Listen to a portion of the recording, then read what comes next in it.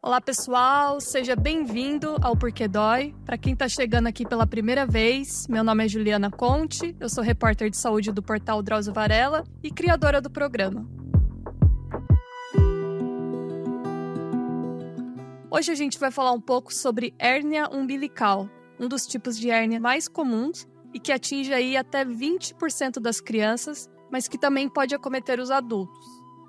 Para quem não sabe, essa hérnia que se origina na região abdominal costuma se desenvolver quando uma porção do intestino ou fluidos do abdômen se acumulam nessa região do corpo. Então, acaba gerando aí uma protuberância, como se fosse um carocinho saltado.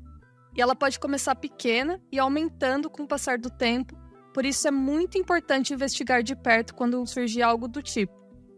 Eu vou conversar agora com a doutora Vanessa Prado, que é médica cirurgiã do aparelho digestivo, e ela vai explicar melhor para a gente sobre essa questão. Doutora, para começar, você podia explicar para a gente o que são as hérnias umbilicais? Bom, hérnia umbilical, né, é uma frouxidão da parede do abdômen. A parede abdominal a gente chama de aponeurose. Então, o umbigo, ele é uma área mais de fraqueza, né? Ele já tem uma fraqueza por conta aí da sua origem embrionária, da sua origem genética. Então, é um local mais fácil para ter essa frouxidão aí da parede abdominal, que acaba gerando um buraco que a gente dá o nome de hérnia, viu? Uhum. Mas por que elas ocorrem? Então, elas podem ocorrer por diversos motivos, tá? Então, vamos começar com um exemplo bem simples. Por exemplo, a gestante, né? Que tem um aumento aí do volume abdominal. Então, quando essa parede abdominal, ela cresce, ela aumenta de tamanho, é como se fizesse um esgarçamento dessas fibras que compõem a parede abdominal, junto ela a aponeurose. E aí acaba originando um buraquinho. Esse buraquinho ele vai crescendo ao longo do tempo, originando o que a gente chama de hérnia. Pessoas que fazem muito esforço físico também, se não tiver essa aponeurose fortalecida, também tem tendência a ter hérnia. Nas crianças, às vezes isso pode acontecer logo inicialmente, nas primeiras fases da vida, que é uma coisa mais genética. Então, são vários motivos relacionados à força ou ao aumento do volume abdominal. Eu estava vendo que a senhora falou agora de crianças, né, que costuma ser mais comum na infância. Isso, acaba acontecendo muito na infância, né, por não ter esse fechamento correto aí dessa região do umbigo. E acaba ficando esse espaço, e aí geralmente tem que operar logo na infância mesmo. E essas hérnias, elas causam algum desconforto, assim como dor? Explica pra gente um pouco sobre os sintomas.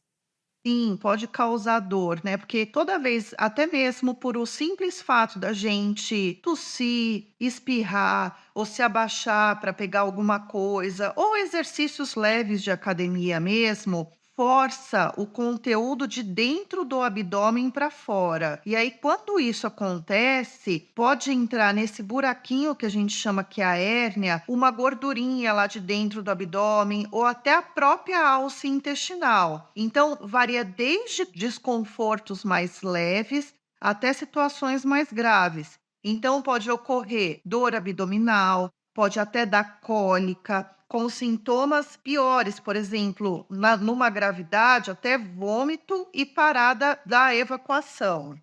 Uhum.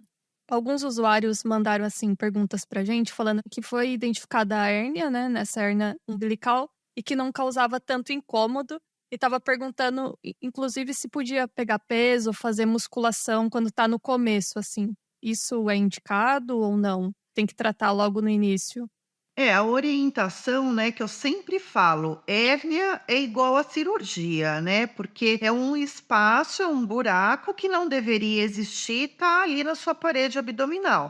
Então, quanto mais cedo tratar, que é de forma cirúrgica, melhor a recuperação e menor o número de intercorrências. Ele pode, por exemplo, se ele não tiver uma disponibilidade para operar, ele pode continuar fazendo os exercícios e acompanhando com o seu médico, mas ele pode ter uma intercorrência. Vamos supor, se ele pegar um peso grande num agachamento, essa gordura ou essa alça intestinal pode ficar presa nesse buraquinho da hérnia e não retornar de novo para dentro da cavidade abdominal. E aí, isso é uma das principais intercorrências da hérnia. Você falou que o tratamento para isso é cirurgia, né? Elas não somem de maneira espontânea, né? O tratamento sempre vai ser cirúrgico. É, o tratamento sempre vai ser cirúrgico. A gente pode dar medicamento para amenizar os sintomas. Então, teve uma cólica, uma dor, um desconforto, aí você medica, mas a única técnica para curar a hérnia é a cirurgia. E é uma cirurgia complexa, doutora? É uma cirurgia relativamente simples, tá? Se diagnosticado inicialmente, né, uma hérnia pequena de até 1 centímetro, o paciente pode ir de alta no mesmo dia, faz uma recuperação de uma semana em casa. Existem hérnias maiores, né? Hérnias que podem chegar até 5, 6, 7 centímetros, dependendo do quadro clínico do paciente. Aí vai uma recomendação diferente para o pós-operatório. Mas a dica é: se tem hérnia, o ideal é tratar logo. E qual que é o médico especialista que cuida de hérnia? É o cirurgião do aparelho digestivo.